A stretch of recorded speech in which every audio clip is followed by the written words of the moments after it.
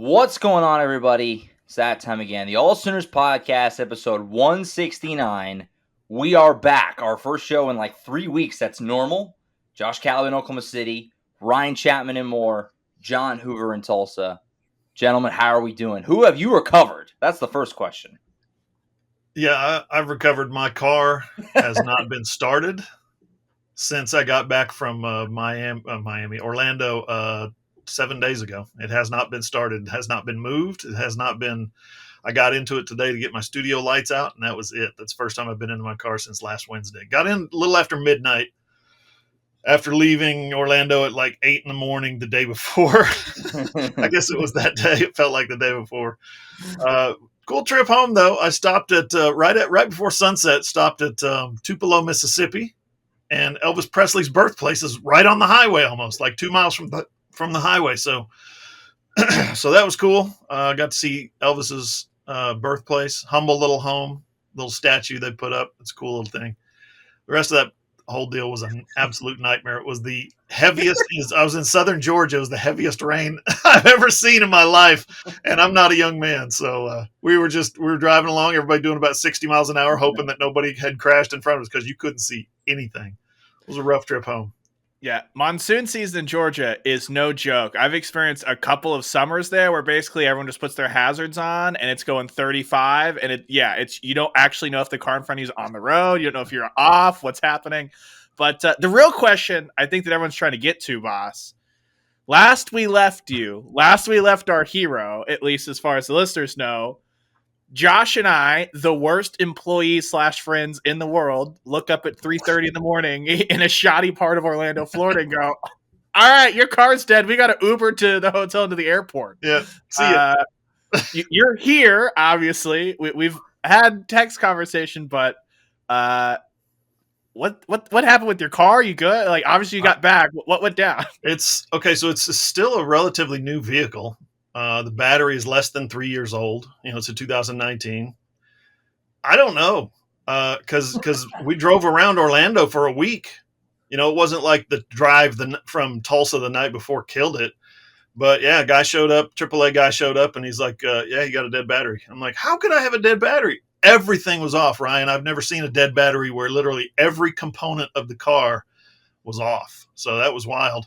Yeah, it was a sketchy part of town. There were people, believe it or not, it was 3:30 in the morning. There were people walking around outside my car. And all I could think of was, I wish I'd brought my gun. I wish I'd brought my gun. I wish I'd brought my gun.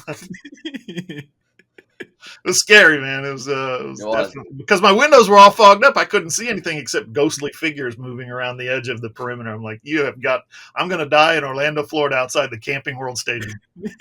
Well, at least there was that one police officer that was like in the next slot over that saw us milling around your car for like 20 minutes, clearly dead. And he's just like, y'all good. Yeah. You got it. He didn't care. Yeah, no, we documented up to that point on last week's show of just after that big long game, we got locked in the stadium and we come out and Hoover's car is dead, and Ryan and I having to hustle to make our flight, which is so stupid. And then yeah, we didn't know where it picked up from there. So obviously you made it. You got through the rest of the week, which is something, and you made it home, which was you didn't have much of a choice, I guess, but kind of gutsy to drive the same vehicle home after that. It was fine after that. Got a jump start from the AAA guy. Not another problem. I stayed for the All-American Bowl, so I was there for another 5 days. Not a problem the rest of the trip. Not one, like, oh, is it going to start today? It just started right up every time. So, yeah, I got up the final day, and I was like, oh, this is it, the acid test, because I'm not shutting it off when I get on at the gas stations, the coffee shops. I'm not shutting it off. I left it running from the time I left Orlando to the time I got home in Tulsa. Left it running. So rookie mistake by me, though, man. I've got like those little portable chargers that you plug into the wall and then you take with you in your trunk, right? I didn't bring one. So if I brought one, that would have gotten us out of trouble. That's all the guy did was hook up one of those little portable chargers and fired right up. Yeah. Well, we're glad you made it. The worst. You survived the trip. It's almost been 2 weeks since the game, which is kind of wild, the bowl game already, because it feels like it still just happened. I still feel like Ryan and I pulled that all-nighter. Like, I still haven't quite caught all the way up. And so we're settling back in, and football season's in the rear view. But man, probably the most packed show and busiest week we've had in a while. I mean, we have so much to talk about on the show, so we'll go ahead and get into it because there's a lot of ground to cover, and we'll try and hit at least all the biggest things, which is a lot of things on the show here. Let's start with, I think, probably the biggest piece of news, and it was expected, but it's official that Dillon Gabriel is back. So the lefty, the UCF transfer, kind of an uneven first year-ish. You know, some people are really banging the drum or gung-ho on look at his numbers, look at his stats. Other people kind of more like watch the games. You can see that he leaves something to be desired. One way or another, he's back. So he's your starting quarterback next year. Jackson Arnold's coming, and we've talked all about that potential. Could there be any kind of controversy there? Well, we're going to get to see it play out because Gabriel is going to be back. Pretty big, though. I mean, even somebody who's been a Gabriel critic like myself, you need him back. I mean, the rest of the room is so thin outside of, obviously you're bringing in true freshman Jackson Arnold, and you needed him back. I mean, that goes without saying, at least in my opinion. Congratulations to Dillon for his season and his announcement and his ability to come back. I don't know what his options were. I don't know that, like you said, Josh, I don't know that we expected anything else. He could have, I think he's graduated. He could have gone anywhere he wanted to that needed a quarterback, needed a left-handed quarterback, right? But just in terms of his, hey, am I going to go pro? No, not going pro this year. Hey, all these other schools after me? No, not really. I'm sure they'd take you and let you compete for the job and maybe be a backup at some of those schools and win the job at other schools. There's no doubt. But he's got a pretty good gig at Oklahoma, and he would have been absolutely thick-headed to say, okay, I'm going somewhere else. I'm going to explore my options. What? I'm not sitting here saying Oklahoma's the nirvana of college football for all quarterbacks, but I thought he made some real strides this year. He got more consistent toward the end of the season, I think, than he was certainly down in Fort Worth and a couple of times before that, a couple of times after that.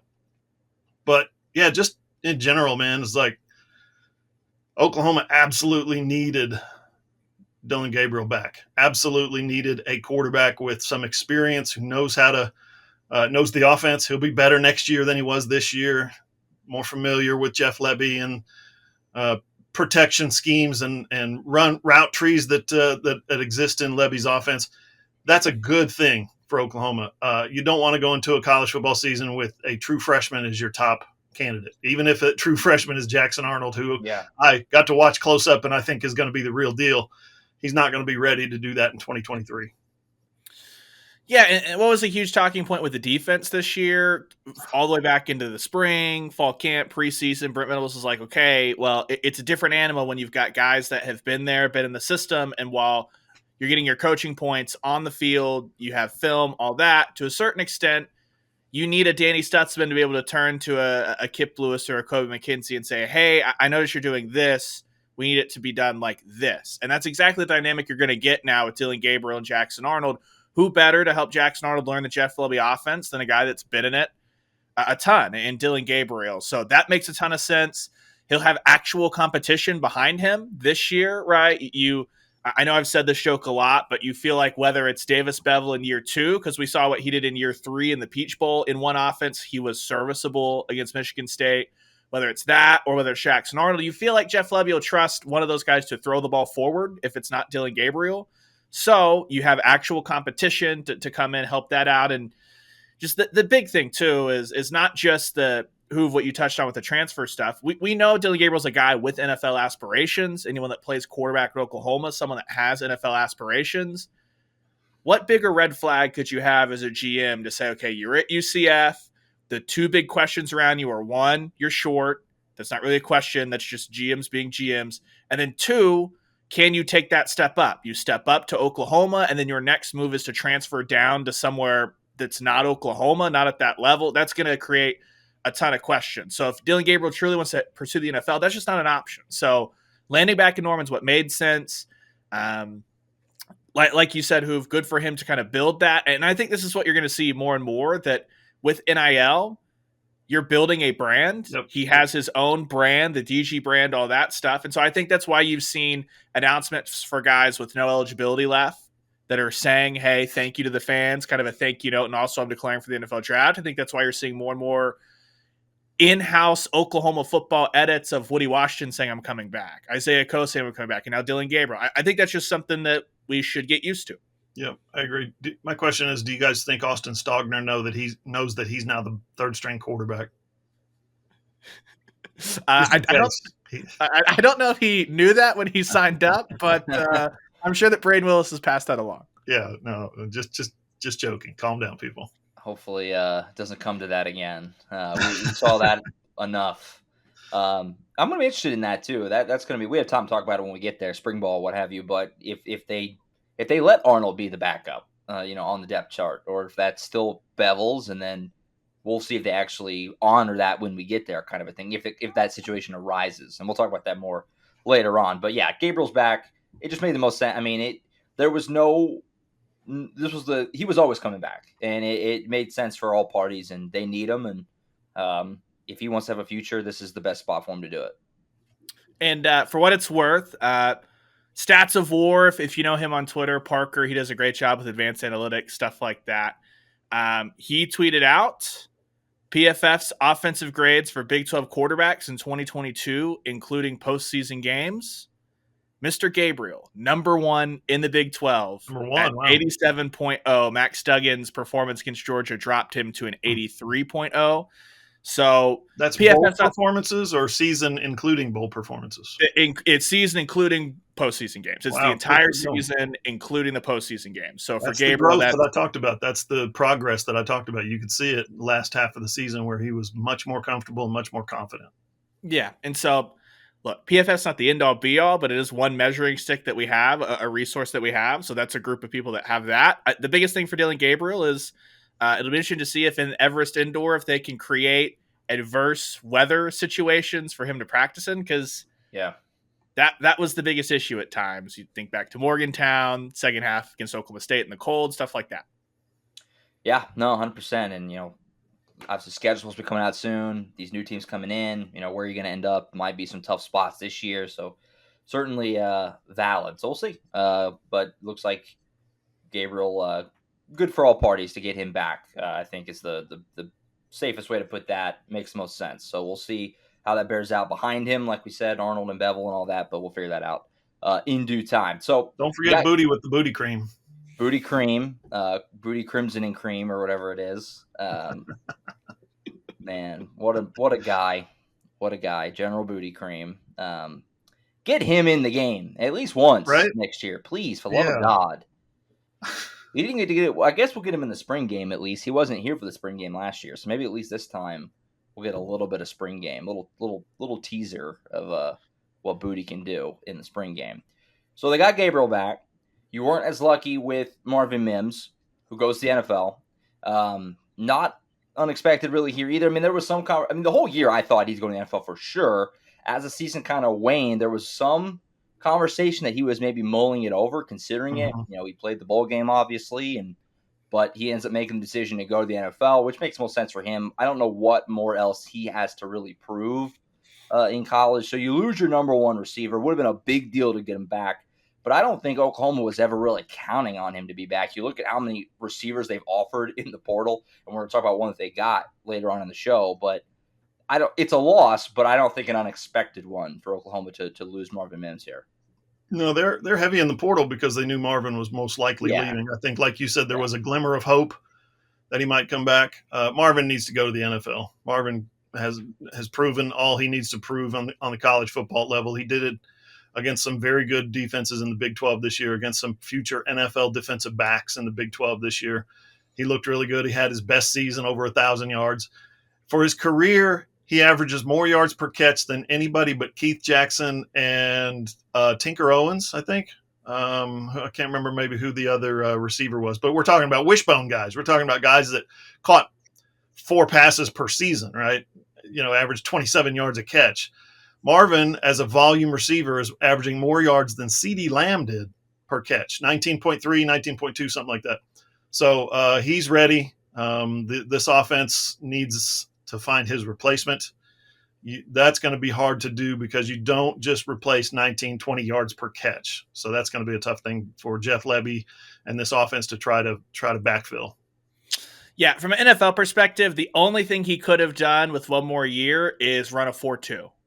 Like that's the only other thing that he could have done. And I think that's going to be the difference between where he winds up in the NFL draft, because for so long it was get the elite quarterback on a rookie scale deal and you've broken the salary cap. Right now it's get your elite wide receiver as well on a rookie scale deal and you've broken the salary cap. So in the high first round, that's what the NFL is going to be looking for. So those athletic freaks. Other than that, Marvin Mims has shown you he can do everything the offense needs. He took big steps forward blocking this year. NFL scouts are going to adore his Cheez-It Bowl tape where he's dealing with that injury the entire time, and he still comes up with two of the most, outside of Johnny Wilson's one-handed catch, two of the more, holy crap, how did he come down with that football on the sideline, one on each sideline. And for an Oklahoma perspective, he's going to have that huge couple of OU Texas memories in last year's game that's going to live on forever. From the OU perspective, he had a ton of memories, was incredibly productive, and has nothing left to prove. And I think that everyone understood that. And I think that you saw an outpouring of thanks for the memories, good luck at the next step, as he kind of announced his NFL future. I think somehow, despite everything you just said, Ryan, I think he finishes as one of the more underrated OU guys in recent. He's 8th on the all-time receiving list for OU. 8th. I don't know how many people would guess that. And that's with having 3 different quarterbacks. Never really got to settle on any kind of, he was with Baker for 3, nothing like that, so pretty big time stuff. He was really, really good. And like Hoop said, had his best year this year by pretty wide margin, over 1,000 yards and all that stuff. I made the joke a few times over the course of the season. It felt like he could get open over the top anytime he wanted. And that'll be what I remember the most about Marvin Mims. And we'll see how he develops at the next level. I think he's going to be a good NFL receiver. I don't know why he wouldn't be. Really talented guy, really well spoken. He was fun to talk to throughout his time. So we'll wish him luck at the next level. Another loss for Oklahoma. We're going to get into the transfer portal in terms of all the additions that they made in the next segment. But the big, I say big is in most notable loss, maybe of the entire cycle for Oklahoma.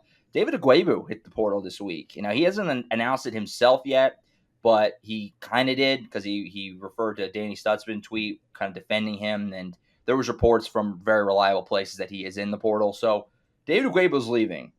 There are 2 ways to spin this, and it's become a very divided and polarizing topic for some reason on David Ugwoegbu's entering the portal. Either you kind of feel like this is a big loss, or you say not really. Oklahoma kind of probably nudged him out the door a little bit. I tend to lean in the second one there. How do you guys feel like this shook out? How significant is it that Oklahoma's losing this guy? It's significant because you're losing a linebacker who is beginning to understand Brent Venables' schemes. He's got familiarity with the guys around him, in this case, Danny Stutzman, a couple other guys. It's significant. You don't want to lose that much experience. Him leaving versus him coming back wins every time. You want a guy like that to come back. My thing with David Ugwoegbu was I told you this 3 years ago. I think I said this. He looks like a Pro Bowler right now. He walks off the bus and he looks like a Pro Bowler. I'm not ever going to say that he can't be that guy. I think he held himself back in some ways, loss of confidence, whatever it was. I think he suffered from, missed a couple of tackles, missed a couple of assignments, and all of a sudden he starts doubting everything. Ability wise, he's at the very top. He's right there. Yeah. You want to see that productivity come out of that potential for sure. And that, I guess it did come out, just productivity in terms of the raw numbers. But if you look at his Pro Football Focus numbers, his efficiency, his run grade, pass grade, coverage grade, pass rush, missed tackles, all across the board were better his freshman and sophomore seasons than they were his junior and senior seasons. And that tells you what? Tells you that he's doubting himself. He's lacking confidence. And the coaches see it. The coaches are out there saying, man, you can do this. I believe in you. Get out there. Come on. You got this. And they kept running him out there, and he kept missing tackles, or he kept missing assignments, or whatever it was later in his career. I think he's going to be one of those guys, y'all, that he gets into an NFL camp somewhere, he gets into the right system. It may take him a couple of years, but he gets into the right coaching, and he just explodes. He just becomes this amazing player, and everybody's going to say, why didn't he do that at OU? Because he was young, because he was a college kid, because he was lacking confidence, whatever it was. So I really think that the potential is there for him to be absolutely spectacular. When he's done playing, then I'll stop saying that, because I really feel like it's there.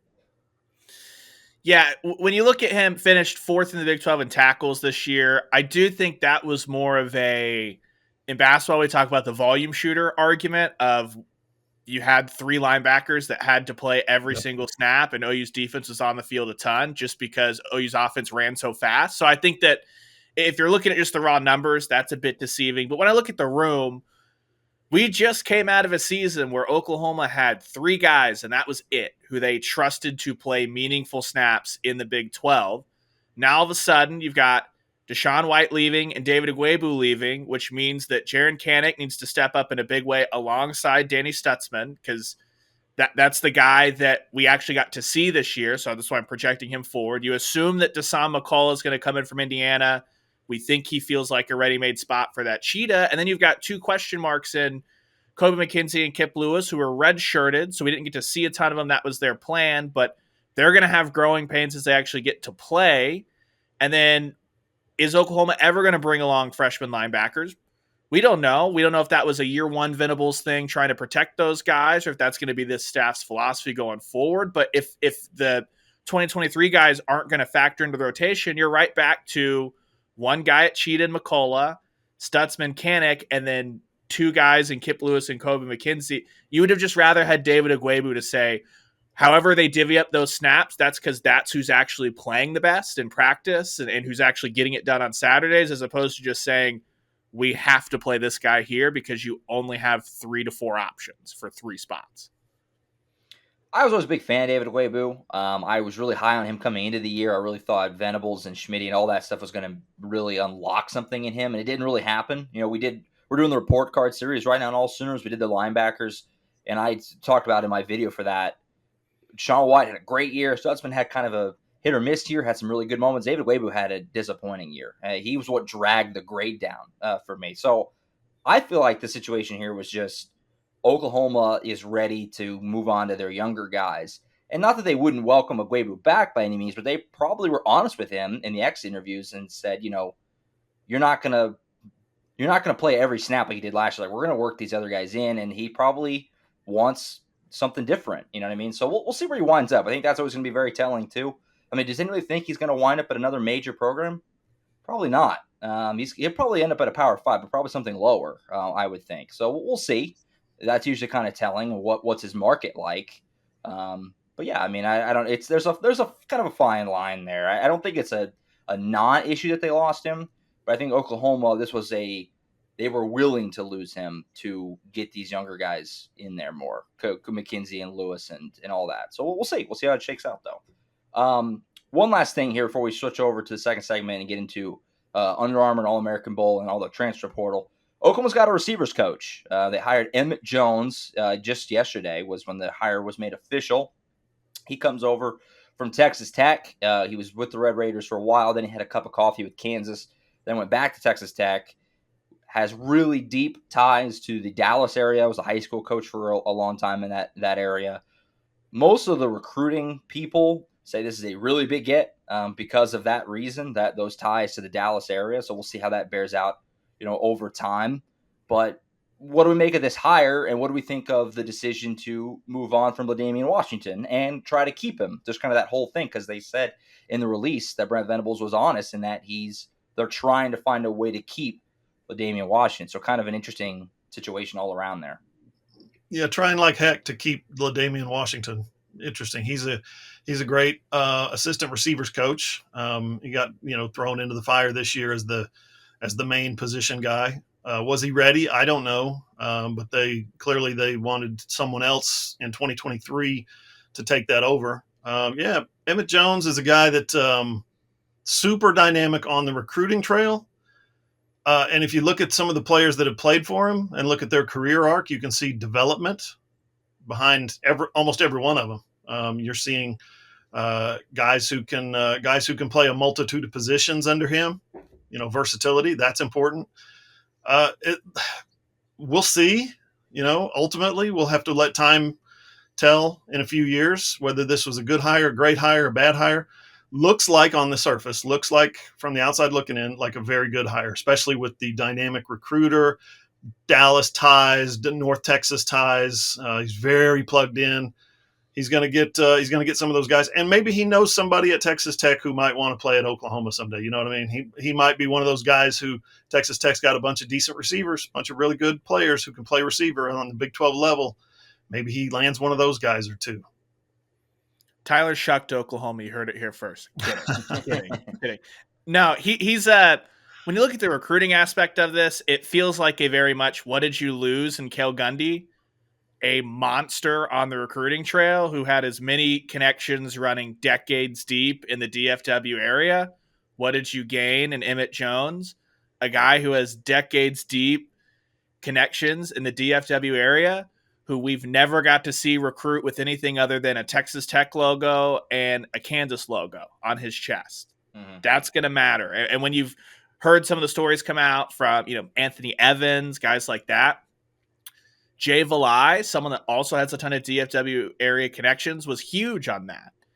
Okay, now imagine that it can be someone else. You can tag team, and oh, by the way, that's your position coach. It's not the cornerbacks coach who just has those.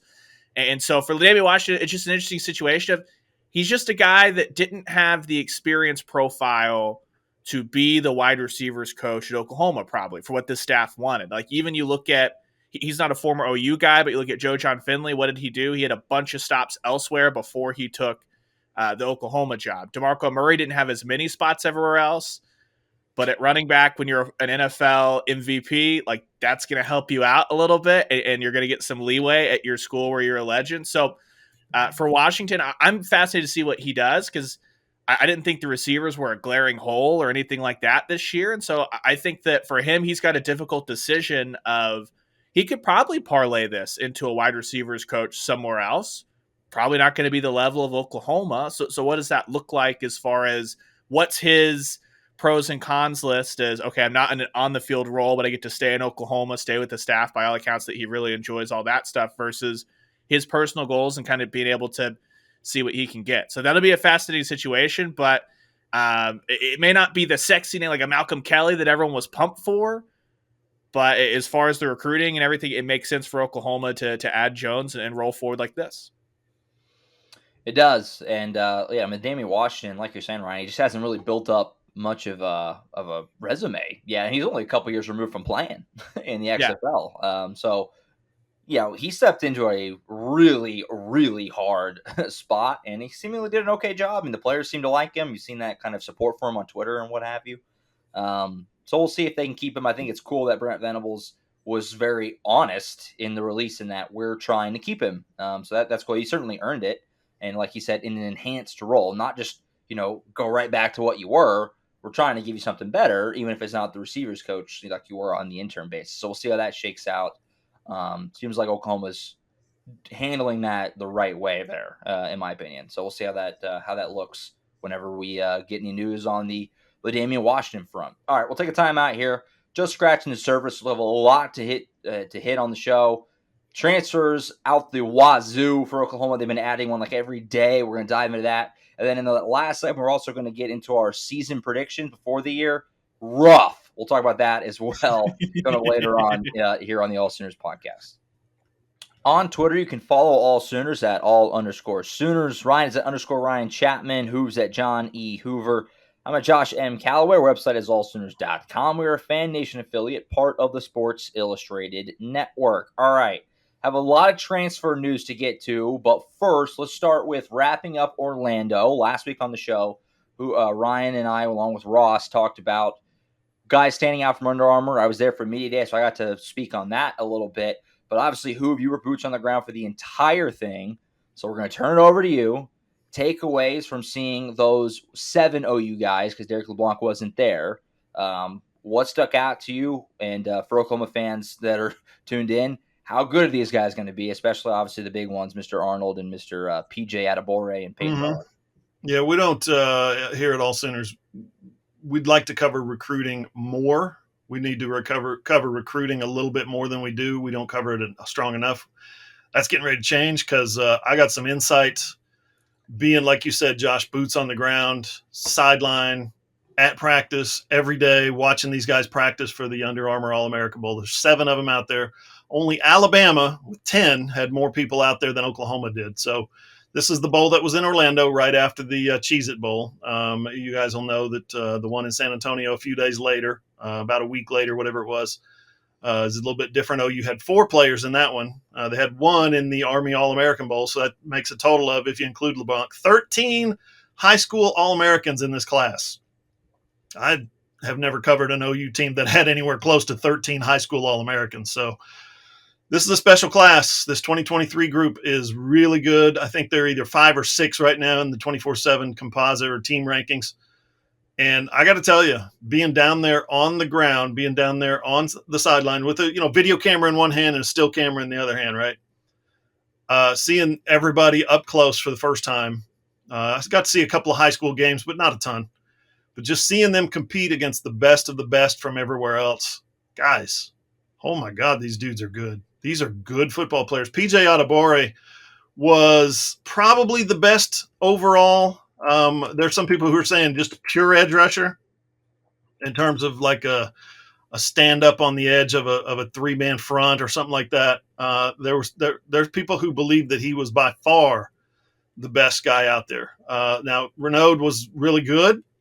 He's more of a traditional stand-up or a hand on the ground 4-man front defensive end, bigger, maybe not quite as explosive, not quite as fast. But PJ is an absolute shop-wrecking defensive end. He's going to be special at Oklahoma. He's, these guys, they all have this kind of maybe championship attitude about their own ability. You ask PJ, asked him about, hey, some of these tight ends that were trying to block you, some of these offensive tackles that were trying to block you, they're going to some really good places. They're going to some, Alabama, whatnot. Yeah. He's like, they're good players. He said, but I'm a good player too, and I can't wait to go against them in college. What? That's incredible. Jackson Arnold, at the risk of being a prisoner of the moment and start gushing all over the next quarterback, right? His release, okay, from this position where you're patting the football looking for a receiver to this position where you've thrown the football, you've released it. His release is as quick as any I've ever seen, especially from a high school kid. Just that's not natural, the way he releases the football, the way he snap releases the football. It's as quick as there is. It's bizarre. His accuracy is good. It's going to need to be better, obviously. He missed some guys in both the game, and he missed some guys. The last miss he had in the game could have tied the game in the final minutes. Instead, they lost 14-7. But I saw him miss a couple of guys here and there in practice, and you write that off to, did the receiver run the right route? Was that even the right play call? Guys are trying to learn each other, figure each other out. Peyton Bowen just looked smooth and in control. Every snap I saw him, he knew exactly what was happening for the offense and the defense. He's one of those guys that's got a football IQ that is higher than yours. Okay, trust me on that. If you're the other team's quarterback, if you're the other team's running back, whatever it is, he knows more about the game than you do. That's what stands out to me. He's got instant reactions. He's got good, great speed, elite ball skills, and all that kind of stuff. But just knowing what's going on, he's plus when it comes to that. Lewis Carter, we've talked about this. He wants to explode somebody. He wants to blow somebody into little bits. He's a heat-seeking missile. I thought he showed that in the week of practice, and I thought he showed that in the game, where he's one of those guys that seeks contact. There's times in a practice, or there's times in a game where you're not supposed to hit somebody, or maybe it's, the play is happening 15 feet away and you're supposed to slow down because there's the tackles being made. He's not like that. He wants contact. So he'll turn around after the play's over. He'll turn around and hit a receiver that's trying to block him, or a tight end or something like that. Here comes an offensive lineman. He's going to hit and engage an offensive lineman. I just love his attitude. Caden Green looks like a guy to me that is ready-made. Obviously, he's a freshman. He's a young guy. He's a high school kid, right? He's going to need some time on task to get really good. But guess what? Physically, long arms, big body, a mind for football. Physically, he looks ready right now. Get this, Jacoby Johnson, he didn't have a huge impact either at practice or in the game. I think he got 4 series defensively in the game. I think he would prefer to play wide receiver or at least get some snaps at wide receiver, kind of maybe help him stay engaged a little bit. I don't know. If I'm Brent Venables and those guys, I'm giving him a shot at wide receiver just because he's so talented. But in terms of his defensive back play, he showed up day one. He missed most of day one. He was tired on day 2. He was a little bit under the weather. And he had just played a basketball game the day before and scored 36 points at Mustang. What? Yeah. So he gave up. He left that tournament early that he was playing in to go to Under Armour. He shows up and he might, I'm trying really hard here not to exaggerate. He might have been, in terms of playing the most sports, the most positions, and being the most available for whatever you need him to do, he might have been the most athletic guy in the whole field. That was incredible. Now, I'm not talking about 40 times and vertical jumps. I'm talking about put a baseball in his hand, put a basketball in his hand. He might have been the most athletic guy out there just in terms of playing sports. Ugwoegbu Petaway, I said it in one of my reports. He's quick as a lizard. Okay, and trust me, I know this. I tried to catch some lizards while I was in Orlando. It's not easy to do. He's quick as a lizard. He didn't have any catches in the game, but he was working all week in practice, and he was one of the top guys, top wide receivers for his team in practice. He's a guy that, again, a little bit like Lewis Carter. He's got the right mindset. He's got the right body, the right build. He's got the right skill set.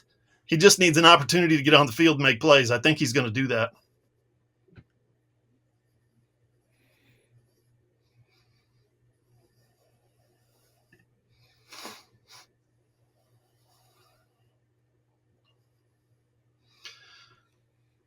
Is that it? I was waiting for Ryan to jump in. Oh, sorry. We can cut that part out. I will. All right. Yeah, I mean that tracks with what we saw on the broadcast, but yeah, I think the real value of all of that was what Josh and I didn't get to see, which was you've seen those guys interact every single day at practice and those one-on-ones, things like that. Just because for me with these games, first off, there are some parameters around what like the offense can do, the defense can do, special teams. Secondly, you're trying to put together guys that have, for the most part, on the whole, never played together, and so it's never going to look smooth and sleek, really. And so what you're talking about there at practice, Hoover, I think that's what Oklahoma fans are excited about. Is we've seen that in spurts, as Josh has put all those guys' highlights together through when they committed and at signing day, stuff like that. But that's what Oklahoma fans want to hear, is that not only are these guys getting invites and accepting them to play in All-American games, then they go to practice, and oh, by the way, they're standing out on the practice field with all the best athletes in the country. Yeah. At one point, I was looking through my lens, and I zoomed in on Caden Green. And as I zoomed in, I'm like, okay, see how he does here in this rep. And I looked through my lens, looked through the little viewfinder, and there's PJ Adebawore. And I was like, oh, let's zoom out a little bit. So I zoomed out a little bit, and right there was Jackson Arnold standing there taking the snap. And I'm like, wait a minute. So I zoomed out a little bit more, and over here in the slot was Ugwoegbu Petaway. So I zoomed out a little bit more, and there was Lewis Carter over here lining up in the backfield. And I'm like, okay. So I zoomed all the way out, and there was Peyton Bowen standing back here. Hut! And the ball went, I followed these two guys, and then I followed the quarterback, and then he looked at the receiver, and the receiver's running through the defense, and he's running through the defense. I'm like, that was incredible. That's the one offense versus the one defense. Oklahoma had 6 guys, 3 on offense, 3 on defense going at each other. Yeah, it's got to like that if you're Oklahoma, and people are really excited about that class in the future. I guess the natural question to ask you, Hoover, real quick before we move on, is in your estimation, I was going to hold you to it, but in your estimation, anybody here that was there that you saw that you're expecting to make an immediate impact, they can get on the field next year? Hard to do. Well, PJ Adebawore, has better pass rush skills right now than anybody at Oklahoma. Peyton Bowen is smart enough, like I was talking about. His IQ is high enough that he's not going to go out there on the field and get you beat. Lewis Carter is going to play on special teams. I guarantee it. He's going to be out there on his hands and knees pleading for someone to please let me hit somebody. Caden Green could probably in a pinch help out, or, fill kind of oh gosh, our guy got hurt. I need to go in or maybe he got his chin strap knocked off. I need to go in and get a couple of snaps. Same with Jackson Arnold. I think he could step in immediately and not screw up everything like a typical freshman would. It would look a good example might be Cade Klubnik this year at Clemson. Yeah. When he got in the game, they said, okay, we're only running these 4 plays for this kid. That's it. Don't let him screw up. And as he got in more games, you saw more package development, more leeway with everything he was doing. I could see where something, mid-season, they put Jackson Arnold in. Oh, crap, Dylan Gabriel busted a shoelace. Well, we're okay with putting him in. Let's give him a limited package first, and then the more we get him in, the more he's going to play, the better he's going to play, and the more comfortable everybody is. So I could see something like that. Petaway, athletic enough right now to help as a true freshman. And then, like I said, with Jacoby Johnson, just in terms of being able to play any position, offense or defense, I'm ready to see him play right now. Yeah, I'm just curious because we had talked in the first segment about replacing Marvin Mims. I'm not saying Petaway is going to step in and have a Marvin Mims-esque freshman season. That's asking a ton. Yep. But just his athleticism, his ability to stretch the field, someone that I'm curious if at a smaller scale he can be put out there, and after a couple of games, Big 12 defenses have to go, he fast, let's figure out where he is when he's on the field. Yeah, PJ and Bowen for me, and those are low-hanging fruit. Those are the 5 stars. But PJ feels like he has a chance to be the best edge rusher on the team right now. And so can he work in there? And they just added an edge guy, so we'll talk about that in a minute. And then Bowen in the back, I mean, you have Billy Bowman, obviously, lock him down. But then after, in the safety area, I mean, it's kind of, there's nobody there that's blowing you away. You know what I mean? So, why not? If he looks good enough, why not? So I'm excited to see what those guys look like in the spring, those open practices that Brent gives us. That's the most exciting part of this coming spring, is to see those guys and how they, it's apparent that they're just right on par with these guys who are already here. Or is it clear that they need some time? We'll find out soon. Elsewhere, nobody was in San Antonio for us, but like who said, they did have 4 guys down there. We kind of kept up with it, from afar, as best you can when you're not there. It seemed like the big standout was almost Samuel Omasigo, who had himself a good time down there. And we talked about that, I think, on the post-signing day show. I brought up, Lewis Carter, rightfully so, has earned a lot of the hype and excitement for us. But Omasigo has got really – they're similar in that regard. I think he's got a chance to be really fun too. So he had a good weekend there in San Antonio. Anything real quick you guys wanted to touch on from San Antonio before we move on? Yeah, sure. I watched the game really close. We ran our Joshua Bates story as the game was going on. We published our Josh Bates story from my interview from a couple of days before with him from when I was in Orlando. He was in Colorado. He ended up in San Antonio. I ended up in Tulsa is when that story ran. Weird convolution of things happening there all at once. But Joshua Bates played the first, I think, 3 series or maybe 4 series. He was pushing people around. He loves – you talk to this kid – he's got a mean streak. He's got an attitude, and he was the starting center, for the West team. And they got their butts kicked pretty bad, the West team did. But the first 4 series, I think maybe 3 series, he was dominating his position. He was mauling people, So that's something that Oklahoma fans are definitely going to be interested in seeing. He had to leave with what he told me was a hand injury, so he didn't return after about early second quarter, I think. You're right. Sammy Omasigo was a guy who stood out in practice and a guy who had some opportunities in the game, and I think made the most of those opportunities. My guy that I liked from the game, again, we didn't go to practice. We weren't down there all week and watching every rep like some people were, but we got to see the game. And in the game itself, Makari Vickers, and go back to reports that you hear or read from the week of practice, Makari Vickers, he's big time. He's getting on that level right now where it looks like if he comes out there, has the ability to step out and play. Maybe not from day one, but like I said, he's one of those freshmen that's going to get on the field and not get you beat. He's not going to screw things up. He's not going to be overwhelmed. He's not out of his depth. He's a player that looks really good. And again, in an All-American setting where you're going against your peers, you're going against other Power 5 All-Americans, he didn't just hold his own. He had moments of domination. Well, and the other guy we didn't mention there, when you talk about reports from practice, it sounds like Josiah Wagner, the corner from Washington, is another guy that is like, hey, we're out here. I want to compete, and I don't want to compete, but I want to be a pest and an absolute pain in the you-know-what to any receiver I match up against in those one-on-ones. And we just look back. Texas has had a few of these classes where you look on paper and go, oh my gosh, this defensive back class, what is this going to be? What is this going to be? And then it amounts to nothing. So there's no guarantees. But when you look at the 7 DBs that Oklahoma signed, Bowen looks like a man among boys, so comfortable when he's doing the All-American stuff. Makari Vickers, a standout. Jacoby Johnson, once he just figures out what he wants to do, a physical standout.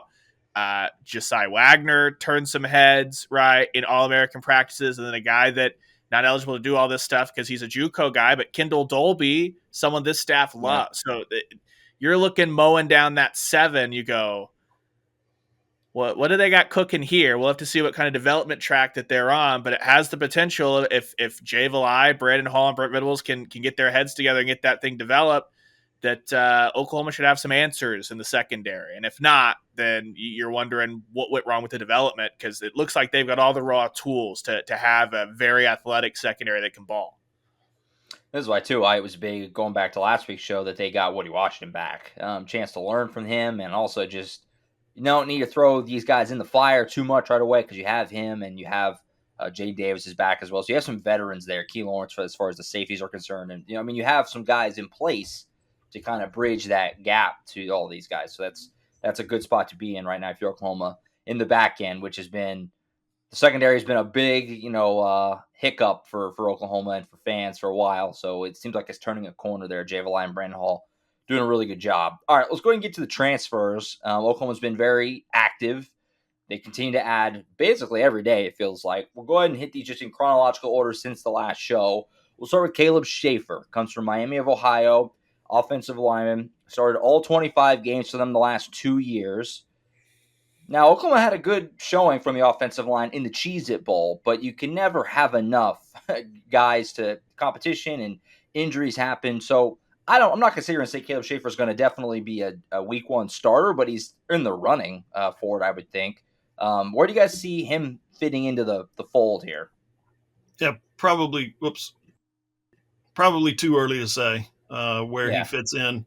Like to see how he performs in practice, what coaches and teammates say about him in spring practice and stuff like that before we make a full assessment. But he's a guy that has got some Division I experience. He's played against a couple of really good Power 5 teams, I believe.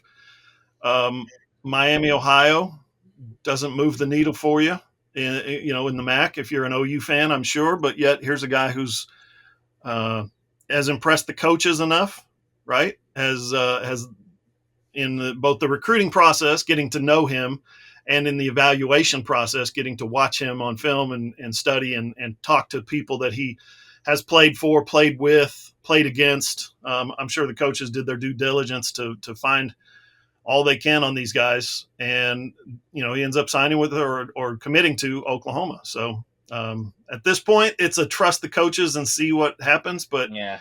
You're right. Just talking to Josh Bates, again, that conversation I had with him, he was like, did you see how they were how that offensive line played in the Cheez-It Bowl? And we were talking about, Jacob Sexton coming in, getting overwhelmed the first 3 plays, getting hurt. And then here comes Aaron Parks, who hasn't really played all year except for special teams. And he holds his own against, Jared Verse and Florida State and those guys. So point being, Joshua Bates said the same thing. Bill Biedenbow is going to get those guys developed. So if you can bring in a guy from Miami, Ohio, get him developed into playing at an Oklahoma level, all you can ask for.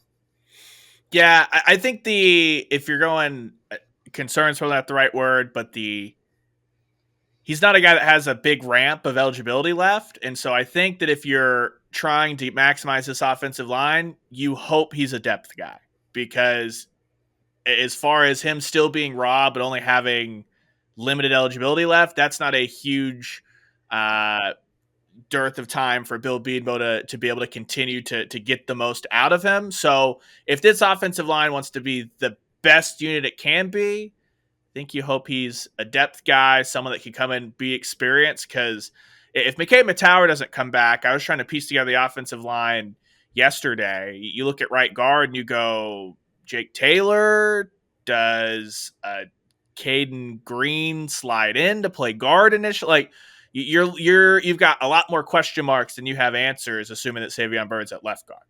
They were short, by the way. Great point, Ryan. Thank you for reminding me. They were short a couple of bodies in Orlando, and so Caden Green actually did get a lot of reps in practice at guard. So he's a guy that absolutely could be equipped to play that position. The options are there. You're replacing a lot of your offensive line, but the options are there to fill that void. So that'll be something kind of fun to keep up with and watch in spring, and then going into next year, because it's a lot of jumbling to be done there on that offensive line. Flipping over to defense, Rondell Bothroyd from Wake Forest. He's a defensive end. He comes over. He's played a lot of football, 48 career games for the Demon Deacons. Accumulated 30 total tackles, 8 tackles for loss, and 6 sacks this past season. He was an All-ACC honorable mention as a defensive end. Interested to see where he fits in the fold here as well. You're not really losing anything on the edge. You have Downs back and Grimes back and Stripling back, but they also kind of underperformed. So I don't see how it can be anything other than a good thing, obviously, to get him into fold, and we'll see where Bothroyd fits in. I think this is an upgrade. When you take an all ACC type talent, a guy's got, I think in his career, 16 and a half tackles for loss, something like that. Very productive, very aggressive, fits within the scheme. Now they play a slightly different brand of football in the ACC than they play in the Big 12, but I think he'll fit in. Again, put it at the coach's feet. They know what they want. They know what they're looking at. They talk to people and they evaluate film and all that stuff. This is a guy that fits their scheme. So Bothroyd is a guy. I hope we're saying that right. Bothroyd is a guy that is going to upgrade the position immediately. And I don't mean take anybody's job, but he'll be a guy that at very least steps into the rotation. Yeah, I mean, what did Oklahoma's defense struggle to do once they started playing real teams in conference play? They couldn't set the edge. 3-man front, 4-man front did not matter. They really, really struggled. And a lot of their best plays was Ethan Downs shedding someone at the line of scrimmage and circling back in. So I think that any and all additions on the edge are welcome.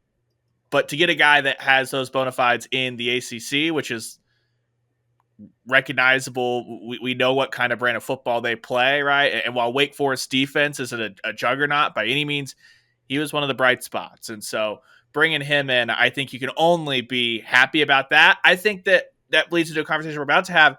Any and all people that sign up to play on Oklahoma's defensive line that fit the height and weight and just broadness that Oklahoma needs along the line to kind of transform that unit, welcome aboard. Welcome to Norman. From outside to, I believe, inside, Devon Sears comes in from Texas State. Now, we talked about him on the show last week with Ross because they were in the Final 3 for him alongside with Tennessee and Penn State. But he's an interesting story because he was a JUCO kid who then went to Texas State, and now he's going to Oklahoma. I mean, just talk about climbing the ladder as far as your career goes.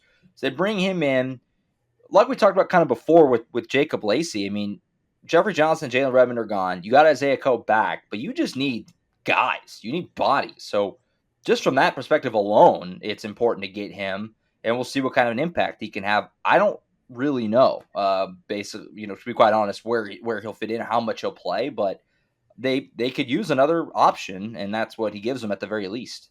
Yeah. Now, this is interesting because a few weeks ago I made the comment on the podcast, might have been during the regular season actually. You went out to transfer portal and you got a guy from Central Florida, and you got a guy from Wyoming, and you got a guy from Cal. You know what I mean? You're picking up guys that don't play at the level of football that Oklahoma wants to play at or win at. Those guys all played pretty good this season. A guy like C.J. Colden, for instance, from Wyoming, he became later in the season the best corner on the team, or at least the most productive, the guy with the most disruptive ball skills and takeaways and all that. So it'd be easy to say, hey, we don't want guys from that level of school, group of five, whatever. But sometimes those guys are a little bit of a hidden gem, I think, a little bit of a diamond in the rough. And with Sears, the thing about him, Texas State, that's a huge step up going from Texas State to Oklahoma. Huge step up. He's playing against like-minded or like-ability players with similar ability to him, right? At Texas State, Pro Football Focus, again, we rely on them a lot. One of 11 guys in the country on the interior of the defensive line who graded out in the top 25 in run defense and graded out top 25 in pass rush. So the kid's got skills. The kid's got the ability. I think he graded out in both of those at 78, 75%, somewhere around there. So, again, it's easy to say, wait a minute, what are we doing taking guys from Texas State? Diamond in the rough? Simple as that. Yeah, at the very worst, you've got a guy that his baseline's 290 and nothing against Texas State, but OU's nutrition budget and strength budget, it probably dwarfs a lot of main categories at Texas State. So you feel like can probably get more out of that. And this is all like an expectation setting game. If you're an Oklahoma fan, I think your expectation should be he's a guy that can play in the rotation. And then anything else you get after that, you should be stoked. Because I don't think he's like a Jeffrey Johnson edition last year where Jeffrey Johnson was needed to come in and like you need to be a starter and you need to take the good flashes you saw at Tulane and make those be more consistent. I think he's a guy that's one of those that come on in and those flashes he had at Texas State, if you get those from a rotation guy, sweet. If Todd Bates gets to work with him and that becomes his constant, then you've hit a home run out of the portal on a guy from Texas State. In a position that you need bodies. Yeah, right. Isaiah Coe is like you can cement him, but then it's kind of outside of that. It's wait and see a little bit there. So we'll see how that shakes out. Last one, then we'll take a break and we'll wrap up the show. Receiver Andrel Anthony comes over from Michigan. Now we just said earlier, you lose Marvin Mims to the NFL. Theo Weiss transferred to Missouri. So you have guys here. I've said this a couple times. I'm not really programmed to be worried about Oklahoma in the receivers department. Like they're going to be fine. But you have Jalil Farouk coming back, who's I think ready to be that number one. Drake Stoops said he's coming back, which is a big deal. And then you have these other young guys we haven't really seen a whole lot from yet. Jaden Gibson, Nick Anderson, mix in the transfers, so you didn't really get much of anything from. J.J. Hester, LV Bunkley Shelton. Now you add Andrel Anthony to the mix. He's played 2 years at Michigan. He's a 3-star guy in 2021.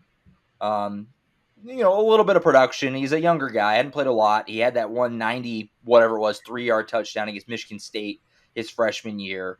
We'll see what he fits in, but he's a high upside guy, and you land him just like 4 hours after you announced that Emmett Jones is the new receivers coach, or it's reported that he was the new receivers coach. So we'll see how he fits in, but you needed another receiver, at least one, maybe even another one. And obviously you scratched that itch here with Anthony.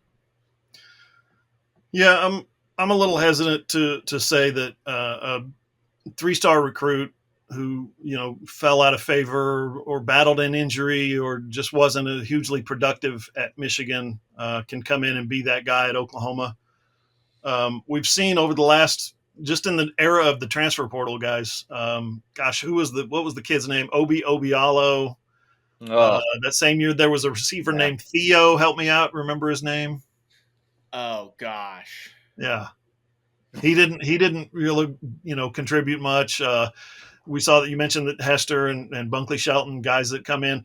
It's tough for a receiver to come in and be that guy. Okay, I'm running this offense in Ann Arbor. Now I'm going to Norman, Oklahoma, and I'm going to run a totally different offense. Or even if there's some similarities, it's just tough for a receiver to be that guy.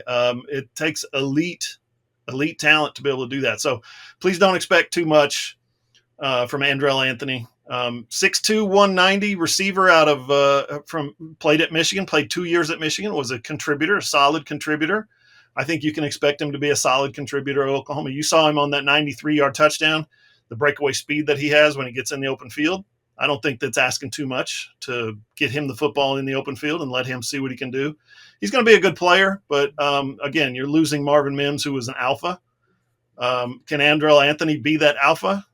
That's the mystery that we're going to have to unravel over the next few months. Correct me if I'm wrong. Theo Brown for Theo UCLA? Brown. That's what I was thinking too. Theo Brown. He came in, had like an Achilles injury or something like that pretty quickly. Yeah. I am not expecting Andrell Anthony to make a huge impact. This is like one rung below the Sears expectations as far as like Sears needs to come in, be a rotation guy. For Anthony, I expect him to be a camp wide receiver. And if he makes it onto the field and he takes into this offense and Emmett Jones can come in and develop him, awesome. Great job. Because, yeah, like you said, this is not with the transfer portal, a lot of what you see at the big programs is usually either taking swings on former 5-stars type guys that didn't work out at their first stop, or you go for like a ton of production, a guy that's had a ton of production. Anthony's neither of those. He's not a just 5-star, high 4-star recruit. He's not really produced at Michigan, but he's got the athletic traits as far as speed, height, that frame that you want. So this will be project there for Emmett Jones to see what he can do. Theo Howard. Yeah, I just looked it up. Yeah. Totally forgot he existed. Gonna be honest.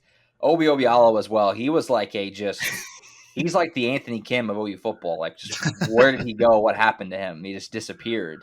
Did I mesh Justin Brown from way long ago with Theo Howard? I think that's what Justin you did. Brown was all right though. Too. Justin Brown was all right. Justin Brown was all right. He also came as a very different kind of transfer because it was the get me the hell out of whatever's happening at Penn State in Probation City. Yeah, I believe he's still playing in the CFL. I think he just had a 1,000-yard season.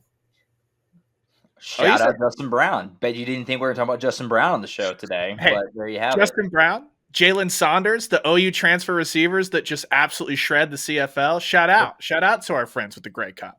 Jalen Saunders had a little cup of coffee in the NFL as well. I think he's with the Saints for a little bit. He'll always have that Sugar Bowl, which, by the way, we just passed the 9-year anniversary of that Sugar Bowl. Which it's the Trevor Knight game, and correctly so, but Jalen Saunders also balled out in that game. Some sick catches. Wait. What was that receiver's name? LaColton Bester. LaColton Bester. He didn't do anything all year, and then in the bowl game, he just explodes. We're just naming random OU receivers now. Adron Canal. Let's keep it going. One last thing on Angelo Anthony, I will say, just in his pro him or pumping him, he did play 26 games as a true freshman and true sophomore. So Michigan clearly, right out of high school, thought they had something. 19 total catches for 328 yards. So not a ton in 2 seasons, but to play in that many games right out of high school, clearly Harbaugh and that group feel like he had some ability. So we'll see if they can unlock that, and that'll be Emmett Jones. Step right up, see what you can do with this young man. That'll be one of his first. And guess what? You're talking in Michigan. You're talking about a college football playoff team. You're talking about a 2-time Big Ten champ. I mean, this Michigan is not some group of 5 that you don't know who they are. You never see them on TV. It's as good as it gets in college football as a receiver at Michigan. Trey McGuire, one more. All right, take a timeout. We'll come back. We're going to dive into our predictions before the season. Pretty bad. I don't really have a lot of good. You did a really good job on the game picks, though. We're going to talk about that. Weirdly good. We're going to talk about that as well as we'll get into some Sooners NFL and wrap up with some basketball talk. OU was so close to ending that fog drought. We'll talk about that next on the AllSooners Podcast. Final segment of the AllSooners Podcast, episode 169. Get through some last few things here, and we'll send you on your way into your January weekend. Let's revisit the predictions before the season. The season is officially over. The Natty was on Monday. Georgia absolutely destroyed TCU at a level that we've literally never seen. Oklahoma, you are off the hook. The OU-USC Natty is no longer the biggest blowout in Natty history. The OU-LSU game is no longer the biggest blowout in CFP history. TCU, they're going to hold that forever. There's no way anybody loses a Natty by 58 or more ever again. No way. So if you saw that, that was rough. Georgia destroying TCU. Season's in the books. We can go back and look at everything that happened. I have a Want to question. jump in on the Natty? Yes. When did you guys turn the game off? Or didn't. I turned the volume off in the at the end of the third quarter, but I didn't turn the game off. I watched the whole thing because I was just a sicko wanting to know how bad it could get. I was like, can Georgia get 70? That was my question. Sickos. I turned it off at 45-7. Well, the other part is, as some of you guys probably know, I've got a ton of friends in the Georgia, Orlando area that are Falcons, Braves, all that stuff. But they're also big Bulldogs fans. So I was engaged to continue to text them and be like, happy for you guys. Enjoy this thing. I also just kept thinking about how fortunate OU is that Georgia game is not happening in 2023. They are not ready for that. Brent Venables might get them there, but they are not ready for that right now. That team is just Curry Smart has that thing. They're different. So before the season, we made a bunch of predictions, and throughout the year, we picked the games. I want to start actually with that. We pick the games each week. Every week we pick OU. We put our official picks on AllSooners.com on Fridays. I have the official tally for how we did. I counted it up. So for whatever reason, Ross Lovelace, our intern, his picks were not on there 4 times. I don't know why that happened. But there was 4 games that he didn't get picks in. But in the 9 that he did pick, he went 3-6. Bad stuff from Ross. Tough. Disappointing. Ryan and I went 7-6. So we're above 500. John Hoover went 10-3. Picking OU games this year. 10-3. Do you know the 3 you missed right off? I have them written here. No.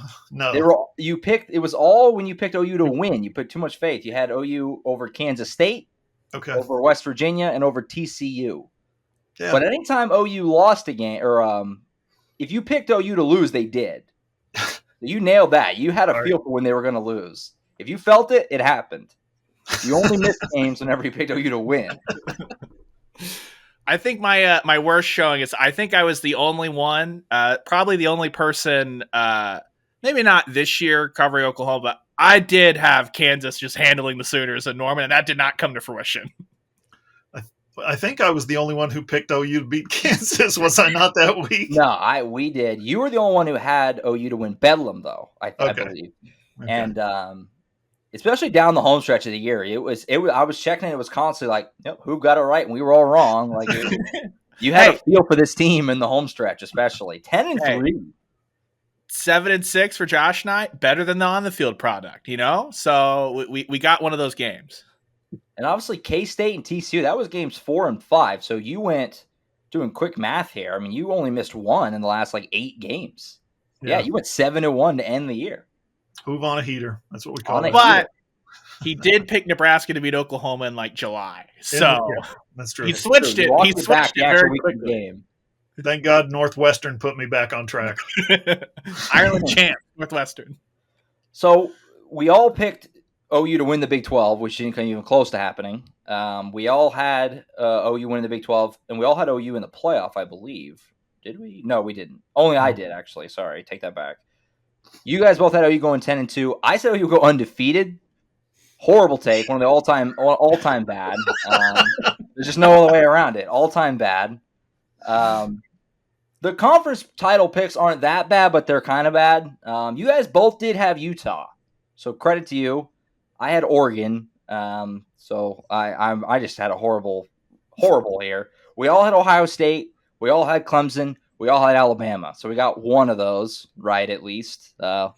Take that for what you will. The playoffs. Who've had Ohio State, Alabama, Georgia, Clemson? So you got 2 teams. Ryan had Alabama, Ohio State, Georgia, Clemson. You had the same 4. And then I had Alabama, Ohio State, Georgia, and OU. We all had Alabama winning the Natty. So we all took the same team to win the Natty, and they didn't even make the playoff. Pretty good. Go us. Then the bowl predictions. These are bold. They're bold for a reason. That's the whole point. But none of them came true or even were that close to coming true. Who have you had? Marvin Mims will lead the Big 12 in receptions and have more than 80. He had 54, and he finished 8th. So it wasn't that bad, but not really close. Ryan, second in yards? I don't have any yards written. I don't have any yards written down. I just have will read in receptions and more than 80 is what I wrote.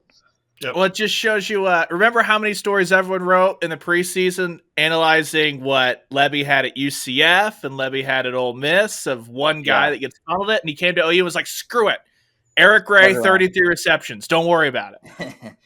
Ryan, you had Danny Stutzman or David Ugwoegbu will be an All-American. Not close. Swing and a miss. Ugwoegbu transferred out, and so I think that answers how that went. But Danny Stutzman was in the running to fill the cheesiest, which I think is a more exclusive club than even being an All-American linebacker. And he led the Big 12 in tackles. How do you lead the Big 12 in tackles and not be an All-American? He got screwed. It was a good pick, Ryan. Well, I'm not going to go that far. I appreciate the spin. And then I had, which really my whole prediction was, he's going to go undefeated. But I also had Dylan Gabriel will be a Heisman finalist, which didn't come even close to happening either. Now, he had a good year statistically. But they didn't win near enough games. My predictions were tied together. If they go undefeated and make the playoff, he probably would have been just de facto, kind of Stetson Bennett-ish. But neither one came all that close to happening. So it wasn't good. We didn't get anything really right of note. You guys picked Utah to win the Pac-12. That was really our biggest hang-your-hat moment. Not good. We'll see. Hopefully we do better next year. Not good. Did Hoover and I at least have like Alabama, Georgia, and the Natty? Like, did you have Georgia I don't think so. Yeah, I didn't have them going 7-5 like that player said on the field. Nobody had them going 7-5. Stop lying. I think Pat Forty on the College Football Inquirer was like, some of the questions in the post game were like, "Hey, remember that week when Tennessee was number one? A ton of adversity for you guys. What was that like?" Very smart, very Nick Saban-ish, just totally brainwashing those guys into. Nobody said that. You're just making stuff up. Like, it worked. Arguing with nobody. It worked though. Bob Stoops could use that kind of brainwashing any year after like 2009. Well, Brent Venables doesn't need to. That's happening big time. There's no faking it on that. So that's our predictions. They weren't good. We'll do it again and see what happens next year. I will not be picking OU to go undefeated next year. I can promise you that. I'm feeling like a good 7-5. Something I have a lot of room. Last few things to wrap up. Soon as the NFL, Week 18, anything that jumped out to you guys? I didn't really have a lot. The focus on AllSooners was Jalen Hurts just because he came back and they won the game to secure the 1 seed. But we're into the playoffs now. Obviously, this starts this weekend. A lot of OU guys going for Super Bowl rings. Bobby Evans, the guy who won last year, he's actually back in because he got dropped by the Rams and picked up by the Vikings. So he's got another shot to try and go back-to-back individually. But anything NFL-wise that stuck out or that you're watching for in the playoffs? I was looking at your list. Josh does a great job every week compiling, those the names and the stats and who does what and all that. And there was one that jumped out at me, and I'm trying to remember who it was because I didn't know he was still playing. Was it Devontae Bond? Devontae Bond is on a practice squad with the Cowboys. That's incredible. I check it like every week. Like, is that still accurate? Still accurate. Put him on there. Yeah, congratulations. I mean, that's not like life-changing money, but you're making a living on the practice squad for an NFL team, and occasionally you get called up. So I think that's awesome. He's one of the more popular guys that didn't really have a huge resume at Oklahoma. People loved the way he played. People loved the reckless abandon with which he played, and he's still playing. So that's cool. Yeah, for sure. For me, it'll be the huge question: can an OU quarterback finally get it done at a really high level in the playoffs? And of course, the one that everyone had earmarked to do that was Jalen Hurts. Yes, the one that secured a number 1 overall seed in one of the 2 conferences, the one that is on a Super Bowl favorite. We all predicted it would be Jalen Hurts with the OU quarterbacks, clearly. Going to be fun to watch if he can make that run. Not playing this weekend, obviously. They got the bye, which they secured last weekend. So we'll see. There's lots of OU guys on NFL rosters, so we'll see who can try to make a run. Like we said last year, Bobby Evans won a Super Bowl. There was actually an OU guy on all 4 of the championship teams last year. So we knew that an OU guy will get a ring, and we'll see if that happens. Obviously, the Chiefs have a bunch of OU guys. The Bills have Jordan Phillips. So some of the big favorites have got OU guys. So somebody has got a good shot to get a ring. We'll see how that goes. Of course, CeeDee Lamb and the Cowboys, of course, as well. Neville Gallimore on the Cowboys. So we'll see. Lots of guys playing playoff football this weekend and beyond. Should be fun to watch. Wrapping up with some basketball. Men's hoops. Last we left you, they've actually played 3 games since the last show. We'll pretty much just talk about last night, but just to recap, lost to Iowa State last week at home. Close game, had a chance to win it. Didn't, obviously, in what was it's funny because Ryan and I were on the show last week. We talked with Ross as well. The OU Texas crowd at Lloyd Noble Center was one of the best in recent history. It was electric. The Iowa State crowd was as bad as any game as I've been at. It was so empty and so flat in there. It was nuts. Those games were like 4 days apart. They felt totally different. After that, they then bounced back with a really key win they had to have at Texas Tech. And then last night at the Fog, 10-point lead with like 5 minutes to go. Squander it. They lose at the Fog again, very similar to last year, just unable to hold on to a late lead. The streak goes to 3 decades, 30 years since last time OU won at the Fog. So I don't know what this team is. They have a knack for playing everybody close, but close only counts in horseshoes and hand grenades, I guess. I mean, you got to find a way to win these games at some point. So they play up to their competition. They play down to their competition. Yeah. That's got to be frustrating for Porter Moser and those guys. Last night, down 4, they go on a run, 31-14 run, and 5 minutes to go. Tanner Groves puts in a layup, and everybody's high-fiving and everybody's fist-pumping. And that was it. They still had 5 minutes to play. And raise your hand if you thought Oklahoma had that thing locked up with 5 minutes to play, right? Ain't nobody around here thought that was going to happen. You'd rather be up 10. This is how I always look at it. Yeah, no, the game's not secured, but you'd rather be up 10 than down 10, right? You'd rather have that 10-point lead with 5 minutes than be down 10. Not if you're Kansas. If you're Kansas, you got them right where you want them. They scored 5 points. Ryan, I was texting you because Ryan was stressing a little bit. Oh, my gosh, how do I capture the history and the majesty of Oklahoma ending this 29-year losing streak in Fog Allen? And I was like, I was typing out something. Be patient. There's still plenty of time for the Jayhawks to come all the way back, and you won't have to worry about writing that historic streak coming to an end story. And before I could even get that back to you, I looked up and it was a 5-point game. Yeah. And I was like, okay, never mind. Kansas is coming all the way back to win this thing. It was 2 possessions. They were down 5. OU had chipped away, took them like 12 minutes to get that 10-point lead. And in 2 possessions, it was 5. And I was just like, that's it. It's done. Well, the issue was not even I don't think there was a point that I ever thought Oklahoma was actually going to win. There were enough points for me to just the number of just ellipses I sent into our group chat of like, really?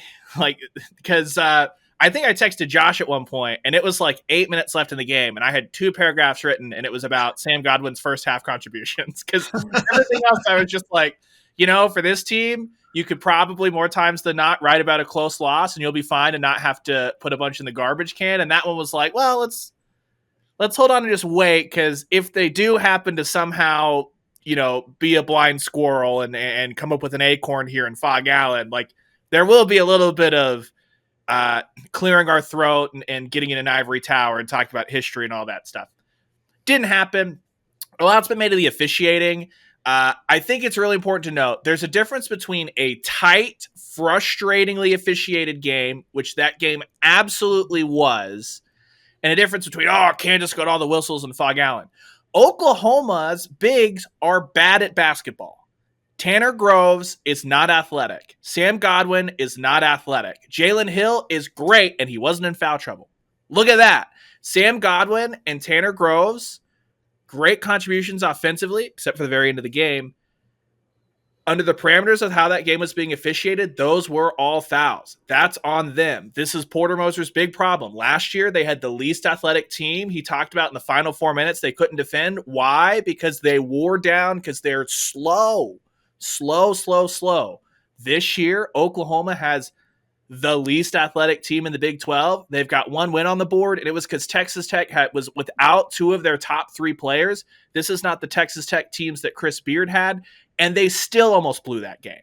So This is not officiating. It was bad officiating as far as like ticky-tack, terrible to watch. This was not, Kansas got the benefit of the doubt. Oklahoma was fouling under the parameters of how that game was being officiated. Time and score, they still can't do it. They're not athletic. Sherfield's him by himself is not good enough to overpower anyone in the last 2 minutes in this conference because it's the best conference in basketball. This is what it's going to be all year long. They're behind what they were last year because they didn't have the Arkansas win. They've got an awful Sam Houston loss.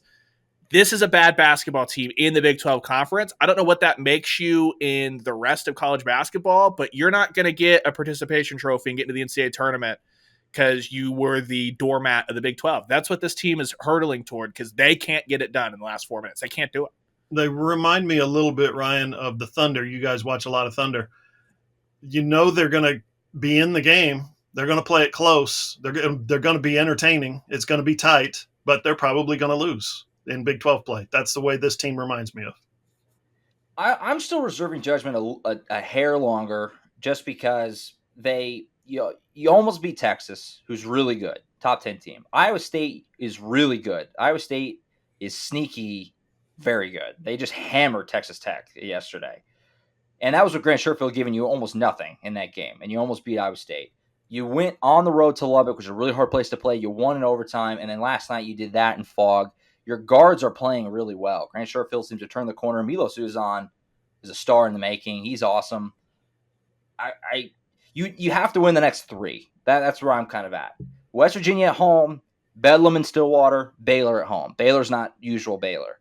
You got to win these. You got to win these next. You need next. I know that sounds like a lot to win 3 straight Big 12 games, but you need them. There's too many hard games. I mean, Fog Allen is a scheduled loss. You're not. Yeah. I mean, that's a lot. That's just you pencil that in before the season starts. That's a tough ask. You got to find a way to win these next 3 for a team that's 0-2 at home. That's a tough ask. It is. It is. And again, I think that they had to have that game in Lubbock.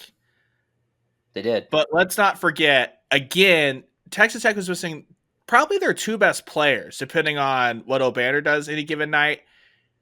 And Oklahoma was lucky to get out of that thing, because they blew that lead. They had a massive lead in Lubbock, exact same as Kansas. It evaporated. The difference is Kansas's players way better than Davion Harmon and the rest of Texas Tech, which is no disrespect to Texas Tech. That's the number 2 team in the country, duh. And if it weren't for Jalen Hill coming alive in overtime, Oklahoma looked like they were going to lose in the first minute and a half of overtime. So, Oklahoma got away with that one, which, congrats, you got that in the win column, but they got away with it. You shouldn't have to scrape by and win the lottery to beat Texas Tech, missing 2 of their top 3 players. Because it's not Chris Beard's Texas Tech. But I do have this. I would like to posit this to the Oklahoma fan base. We've heard over and over 1993, all that stuff. With the new teams coming in next year, with scheduling, there's no guarantee that Oklahoma's going back to Fog. They might, but there's no guarantee that it's going to be a home and home round robin. The Sooners have quite literally never, ever won in Rupp Arena. So what is more impressive? Notching your first win in Rupp or ending a streak at the Fog? Because never sounds a lot better than 1993 to me. That's what I would refocus toward. If I were an Oklahoma basketball fan, it probably will bring you less pain. That might have been their last chance to end that streak last night. Yeah, that probably was. You only have probably one more year in the Big 12. I guess I won't say probably, but going to Kansas next year is not at all a given. So we'll see how that goes. Rest of January, like I said, West Virginia at home, Bedlam and Stillwater, Baylor at home, at TCU, Alabama at home. You probably need 4 wins in that 5, and that's asking a lot. But if you get 4 wins going to February, you're in good shape.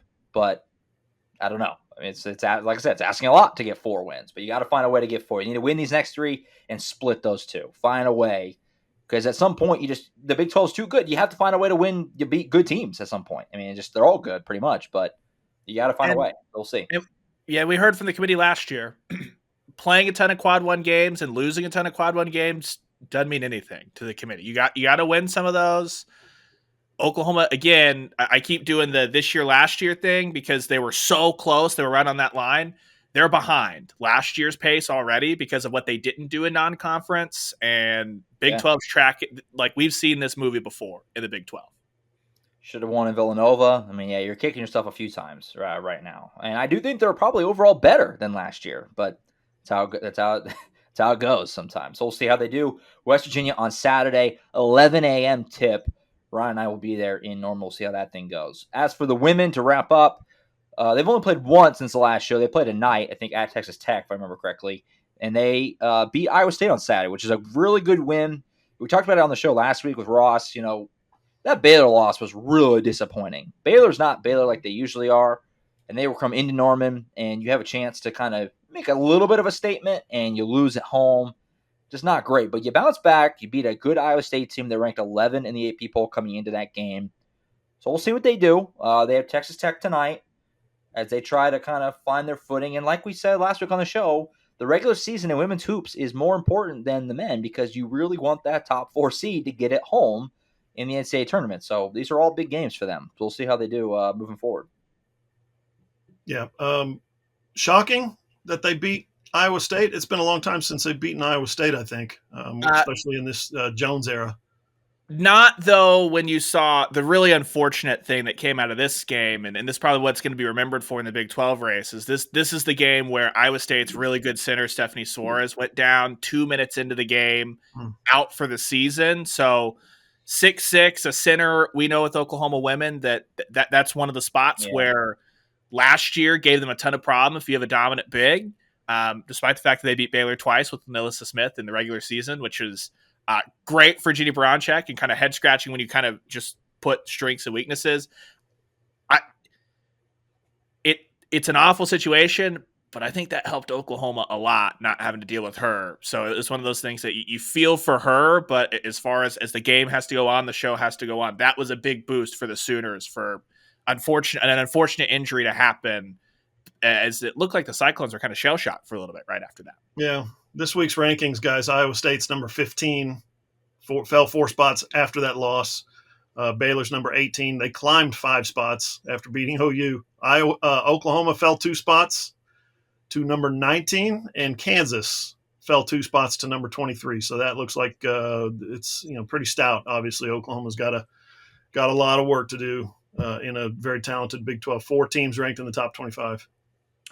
And we'll see one of them this weekend. They got Texas Tech tonight in Lubbock, and then Kansas comes to Norman on Saturday afternoon, which is it's a doubleheader. Kind of weird. Don't get a lot of those, but the men play at 11, women play at 2.